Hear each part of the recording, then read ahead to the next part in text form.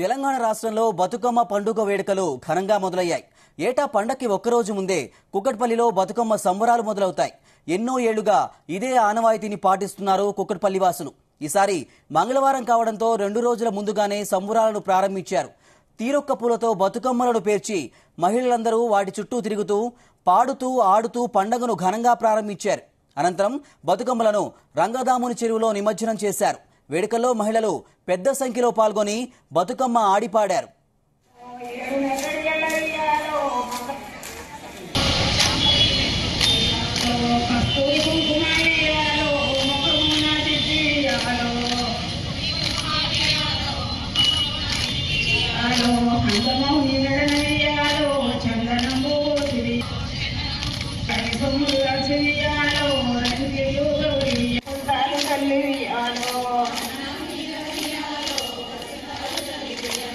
ముసువలు వచ్చింది వియాలో దాయి ఉన్నది వియాలో